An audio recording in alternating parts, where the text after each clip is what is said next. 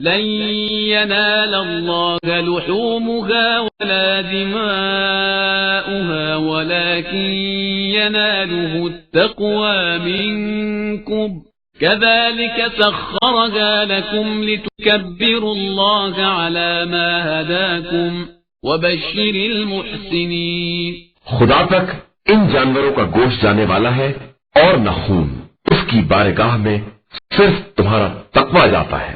اور اسی طرح ہم نے ان جانوروں کو تمہارا تابع بنا دیا ہے کہ خدا کی دی ہوئی ہدایت پر اس کی کبریائی کا اعلان کرو اور نیک عمل کرنے والوں کو بشارت دے دو.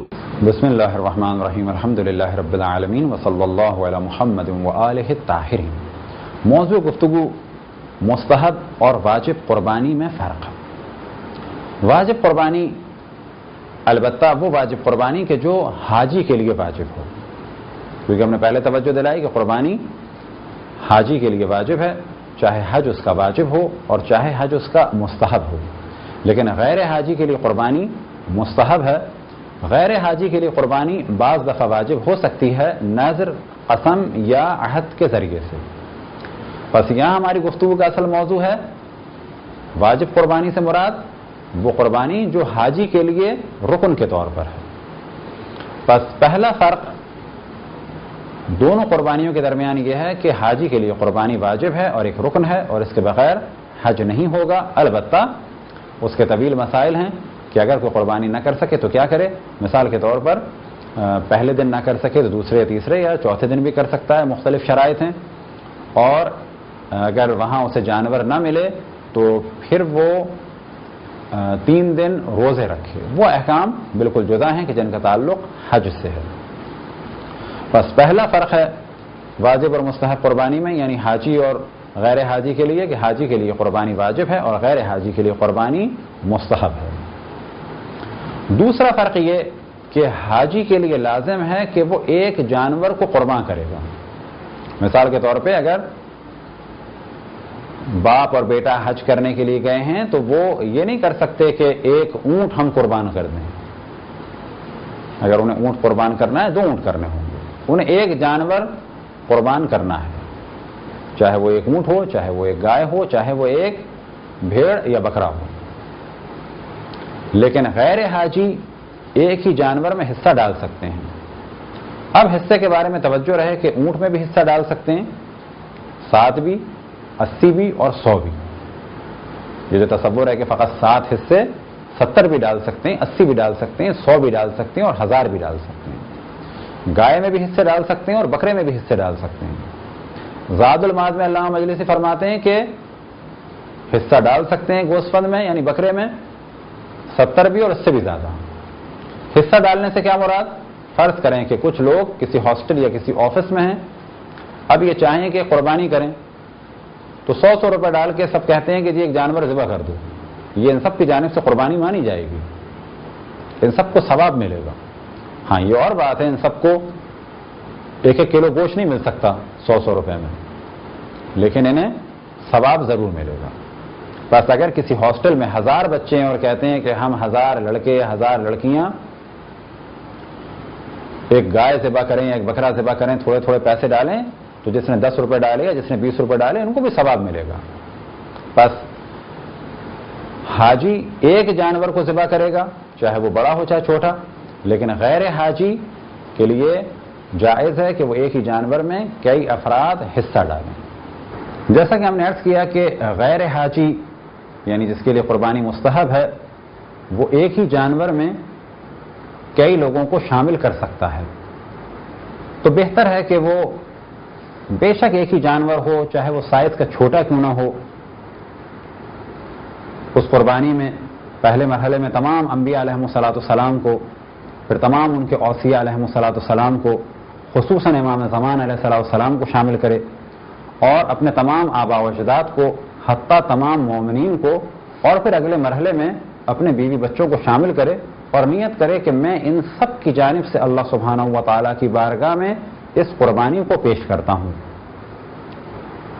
یہ تصور کہ اتنے زیادہ افراد کو شامل کر کے ہمیں کیا ملے گا، تو یاد رکھیں کہ ایک نیت کے ذریعے سے مزید ثواب ملے گا انبیاء علیہم السلام کو شامل کرنے کا آئمہ کو شامل کرنے کا، مومنین کو یاد رکھنے کا، اپنے زندہ اور مردہ والدین کو یاد رکھنے کا، اور اسی طریقے سے اپنے گھر والوں کو یاد رکھنے کا۔ تیسرا فرق یہ کہ حاجی کے لیے ضروری ہے کہ جانور کو منا میں قربان کرے، اور غیر حاجی دنیا میں کہیں بھی قربان کر سکتا ہے۔ چوتھا فرق یہ کہ حاجی عید الاضحیٰ میں قربانی کرے گا، لیکن غیر حاجی عید الاضحیٰ کے دن بھی قربانی کر سکتا ہے، اور اس کے 2 دن بعد بھی کر سکتا ہے، یعنی 10 کو بھی کر سکتا ہے، 11 کو بھی کر سکتا ہے، 12 کو بھی کر سکتا ہے۔ ایک جانب ہم توجہ دلائیں کہ اگر کسی علاقے میں چاند کنفرم نہ ہو، یعنی آپ کو شک ہے کہ یا آج 9 ہے یا آج 10 ہے، تو ایسے میں بہتر ہے کہ آپ 11 کو قربانی کریں، کیونکہ جب آپ 11 کو کریں گے تو یا 11 ہے یا 10 ہے، تو اگر 10 ہے تو قربانی صحیح ہے، اور اگر 11 ہے تو قربانی صحیح ہے۔ بس اگر کسی کو یقین ہے کہ آج 10 سے لے جائے تو آج قربانی کر سکتا ہے، 11 کو بھی کر سکتا ہے، 12 کو بھی کر سکتا ہے، لیکن اگر یقین نہیں ہے تو بہتر ہے کہ 11 کو کریں۔ 11 کو قربانی کرنے کا فائدہ کیا ہے کہ اگر تاریخ کنفرم نہیں ہے اور 11 در حقیقت 10 ہے تو بھی قربانی صحیح ہے، اور اگر وہ 12 ہے تو بھی قربانی صحیح ہے۔ لیکن یہ ہم تاکید نہیں کر رہے ہیں کہ 11 کو کریں، فقط ہم اس جانب توجہ دلا رہے ہیں اگر کسی علاقے میں تاریخ کنفرم نہ ہو تو کیا کریں۔ پانچواں فرق یہ کہ حاجی کے لیے شرط ہے کہ اس کی جانب سے جو شخص جانور کو ذبح کرے وہ شیعہ اثنا عشری ہو، لیکن غیر حاجی کے لیے یہ شرط نہیں ہے، کوئی بھی مسلمان، البتہ جب کہا جائے مسلمان تو وہ مسلمان ہو، چاہے شیعہ ہو، چاہے سنی ہو، اور چاہے کسی اور مذہب کا ہو، لیکن بغض اہل بیت نہ رکھتا ہو۔ اگر کوئی بغض اہل بیت رکھتا ہے، اہل بیت علیہ السلام کا دشمن ہے، تو وہ ناسبی ہے، اسلام کے دائرے سے خارج ہے، اور اس کے ہاتھ کا ذبح ہوا جانور مردار ہے اور نجس ہے، کھانا اور کھلانا اس کا سب کچھ حرام ہے۔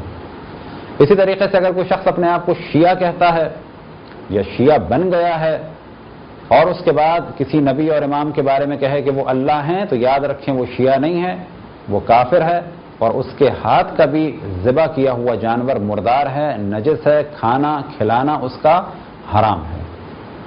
چھٹا فرق یہ کہ حاجی کے لیے جانوروں کی عمر کے بارے میں شرائط ہیں کہ اگر اونٹ ہے تو 5 سال کا مکمل ہو چکا ہو، اگر گائے ہے اور بکری یا بکرا ہے تو وہ 2 سال کے ہو چکے ہوں اور تیسرے میں لگ چکے ہوں، اور اگر بھیڑ ہے یا دمبا ہے تو 7 مہینے کے ہو چکے ہوں یا 1 سال کے ہو چکے ہوں تو بہتر ہے۔ لیکن غیر حاجی کے لیے 2 یا 3 سال کا اونٹ یا اونٹنی بھی جائز ہے، اور اسی طریقے سے 2 سال سے کم عمر گائے یا بکری بھی جائز ہے یا بکرا بھی جائز ہے، اور اسی طریقے سے 7 مہینے سے کم عمر بھیڑ بھی جائز ہے، لیکن عمر کی شرائط پر پابندی کی شرط ہے حاجی کے لیے۔ 7واں فرق، حاجی کے لیے ضروری ہے کہ جس جانور کو وہ قربان کریں وہ جانور ناقص نہ ہو، یعنی اندھا نہ ہو، لنگڑا نہ ہو، دم کٹا ہوا نہ ہو، سینگ ٹوٹا ہوا نہ ہو، کان کٹا ہوا نہ ہو، بال گرا ہوا نہ ہو، اسی طریقے سے بہت بوڑھا یا بہت دبلا نہ ہو، نہ یہ نقائص بعد میں ہوئے ہوں اور نہ ہی وہ پیدائشی ناقص ہو۔ سینگ کے بارے میں توجہ رکھیں کہ اگر سینگ کی پالش اتر جائے تو کوئی حرج نہیں۔ اسی طریقے سے ایسا جانور کہ جس کو ناقص کر دیا ہو اور اس کی نسل نہیں بڑھ سکتی، اور اب کیونکہ مسئلے مسائل بتا رہے ہیں تو اس گفتگو کو بہت واضح بیان کرنا ہوگا کہ وہ جانور ایسا نہ ہو کہ جس کے ٹیسٹیکلز کو ختم کر دیا گیا ہو، یعنی اسے خسی بنا دیا گیا ہو۔ پس اگر خسی جانور ہے تو اس کی قربانی حج میں نہیں ہو سکتی، لیکن غیر حاجی ناقص جانور کی قربانی کر سکتا ہے، لیکن تاکید یہی ہے کہ جو شرائط حج کی ہیں ان پر عمل کرے تو بہتر ہے۔ لیکن ہم فقط مسئلہ بتا رہے ہیں، وہ اس وجہ سے بتا رہے ہیں کہ فرض کریں کہ اگر کوئی شخص اپنے گھر گائے لایا اور گائے ٹرک یا سوزوکی سے اترتے ہوئے ٹکرائی اور سینگ ٹوٹ گئے یا ٹانگ ٹوٹ گئی، تو کیا قربانی ہو سکتی ہے؟ ابھی بک تو نہیں سکتی، تو قربانی ہو جائے گی۔ آپ ایک جانور لائے اور صبح جب اس کو چارہ دکھایا اس طرح تو پتہ چلا وہ دیکھ ہی نہیں رہا، نابینا ہے، تو اب کیا کریں؟ کیا اس کو کسی کو بیچ سکتے ہیں؟ دھوکہ دینا حرام ہے۔ ہاں، اگر کوئی کہتا ہے کہ آپ مجھے دے دیں، میں عید کے بعد اس کو ذبح کر لوں گا، یا صحیح ہے میں اس کو قربان کر دوں گا، تو نقص بتا کے آپ اسے بیچ سکتے ہیں۔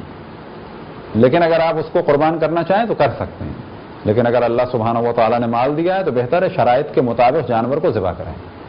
بس پھر ہم توجہ دلائیں کہ یہ جو ہم نے موضوع بیان کیا کہ غیر حاجی کے لیے شرائط پر عمل کرنا یعنی کامل جانور کو ذبح کرنا واجب نہیں ہے، تو اس کے قطعاً یہ معنی نہیں ہے کہ آپ ہمارے نام سے ناقص جانور کو یا خصی جانور کو ذبح کریں۔ کوشش کریں کہ جب آپ مال اللہ سبحانہ و تعالیٰ کی راہ میں خرچ کر رہے ہیں تو اس جانور کو اللہ سبحانہ و تعالیٰ کی راہ میں قربان کریں کہ جس جانور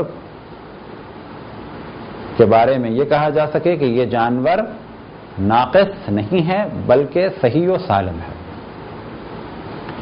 یہ تھے چند فرق حاجی کے لیے قربانی کے جانور اور غیر حاجی کے لیے قربانی کے جانور کے درمیان۔ خداوند تبارک و تعالیٰ سے دعا ہے کہ ہم سب کو اللہ سبحانہ و تعالیٰ کی راہ میں کچھ نہ کچھ قربان کرنے کی توفیق عطا فرمائے۔ وصلی اللہ علی محمد و آلہ الطاہرین۔